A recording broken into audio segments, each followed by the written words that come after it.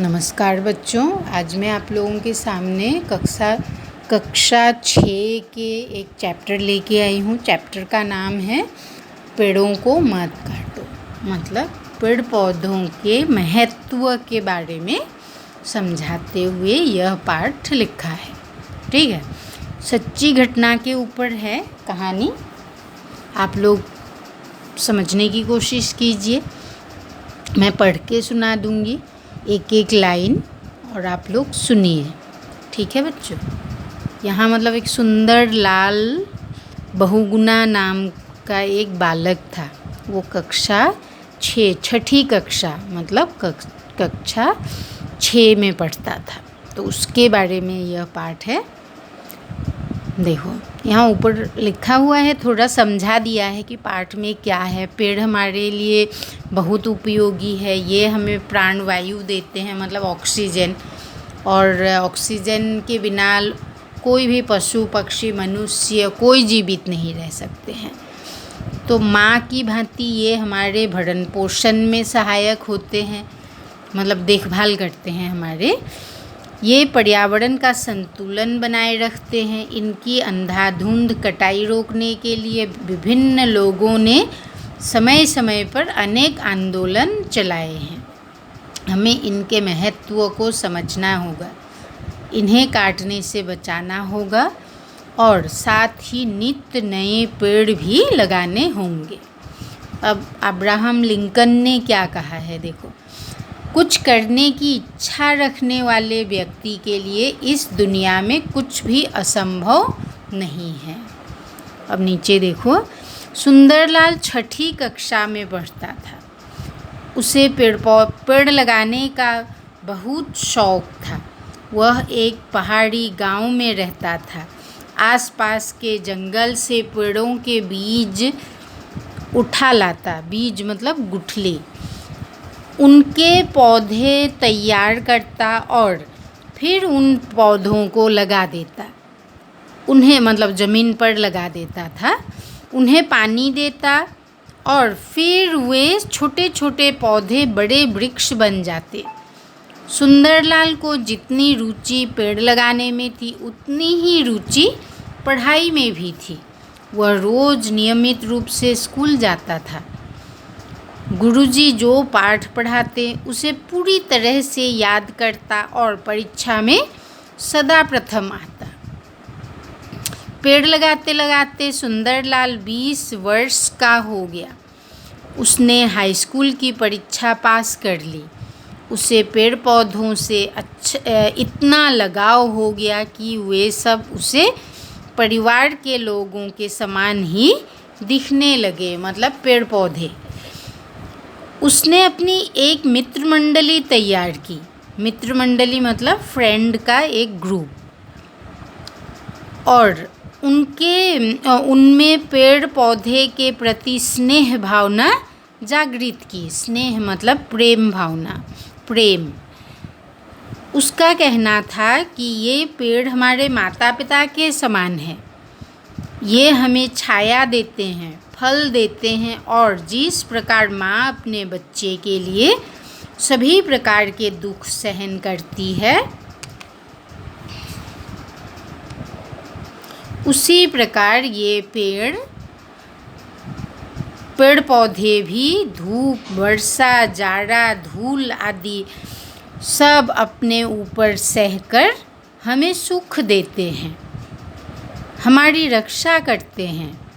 जब कभी कोई व्यक्ति हरा वृक्ष काटने लगता तो उसे बड़ा कष्ट होता, मतलब सुंदरलाल को। उसे ऐसा लगता जैसे वह पेड़ नहीं, उसके शरीर का अंग काट रहा है। वह उसे विनम्र भाव से समझाता, मतलब अच्छी तरह से समझाता और फिर काटने से रोकता। न मानने पर वह उससे लड़ने मरने के लिए तैयार हो जाता।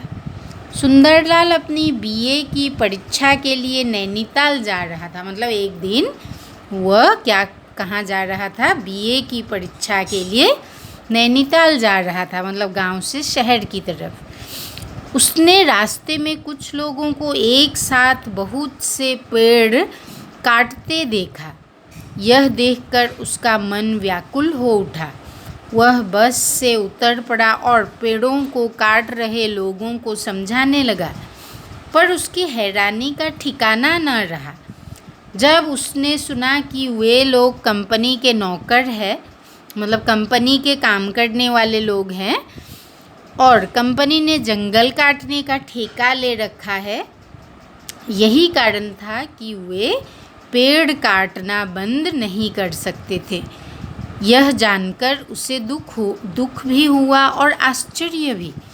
उसने कभी सोचा भी नहीं था कि इस प्रकार इतने बड़े स्तर पर पेड़ों की कटाई भी हो सकती है। सुंदरलाल का कंपनी के उन मज़दूरों पर कोई बस नहीं चला। मतलब वे सुंदरलाल उन्हें रोक नहीं पाए, क्योंकि वे काम कर रहे थे कंपनी के अंदर मज़दूर, तो उन्हें तो काम करना ही है। पर उससे इसका भयंकर परिणाम दिखाई दे रहा था। मतलब सभी पेड़ पौधे कट जाने के बाद क्या परिणाम हो सकता है, क्या होगा मतलब आगे जाके। यदि इस प्रकार सभी पेड़ पौधे धीरे धीरे कट जाएंगे तो हरे भरे जंगल उजड़ जाएंगे और गांव में बसने वाले लोग अनाथ होकर रह जाएंगे। सुंदरलाल अपने गांव लौटा तो उसका मन आत्मग्लानि से भरा हुआ था। मतलब अपने आप पर दुख हो रहा था उसे। आत्मग्लानि मतलब अंदर ही अंदर अपने आप पर दुखी था वह उस कंपनी के मज़दूरों को वृक्ष काटने से रोक नहीं सका था। यही उसकी आत्मग्लानि का मुख्य कारण था। उसने अपनी मित्रमंडली की सभा बुलाई और उस सभा में गांव के सभी लोगों को भी आमंत्रित किया। मतलब बुलाया, आमंत्रित करना मतलब बुलाना, निमंत्रण देना। लोगों को पेड़ पौधों का महत्व समझाया। मतलब पेड़ पौधों से हमें क्या मिलता है, क्या नहीं, ये सब समझाया। और पेड़ पौधे अगर नहीं होगा तो हमारे जीवन में क्या प्रभाव पड़ेगा, ये सब गांव वालों को समझाया। और इस प्रकार लगातार पेड़ काटने से उत्पन्न होने वाले खतरे के बारे में बताते बताते उसकी आंखें छलक पड़ी। मतलब वो रो पड़ा, आंसू निकल आए। वह कहने लगा, मुझे ऐसा लग रहा है कि ये कुल्हाड़ियाँ मेरे माता पिता के सिर पर ही चल रही है। मतलब उसको लग रहा है, क्योंकि वह पेड़ पौधों को अपने माता पिता जैसा समझते हैं। सुंदरलाल जब तक बीए उत्तीर्ण कर चुका था, अब वह भावुकता के अतिरिक्त पेड़ पौधों वनों के वैज्ञानिक महत्व को भी भली भांति समझने लगा था। मतलब वो अब सिर्फ भावुक नहीं है कि सिर्फ पेड़ पौधों से प्रेम करता है, ऐसा नहीं है। अब उसे क्या समझ में आने लगा था? वैज्ञानिक महत्व, पेड़ पौधों के वैज्ञानिक महत्व भी वो समझने लगा था।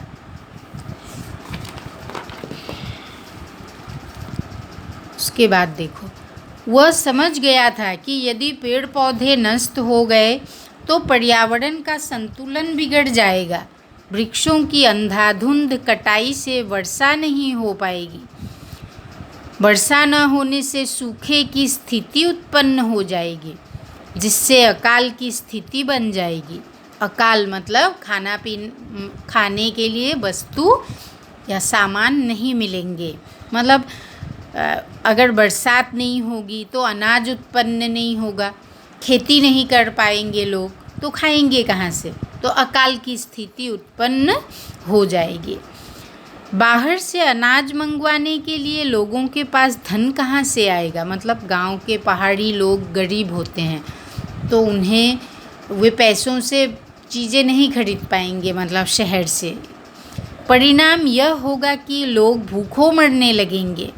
मतलब भूखे मरने लगेंगे लोग, खाना पीना नहीं मिलेगा। सुंदरलाल की वाणी में प्रभाव व मन में कल्याण की भावना थी।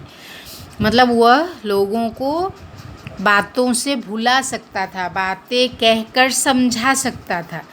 और उसके मन में कल्याण की भावना भी थी। कल्याण मतलब लोगों के लिए अच्छाई, लोगों की अच्छाई के लिए कार्य करना।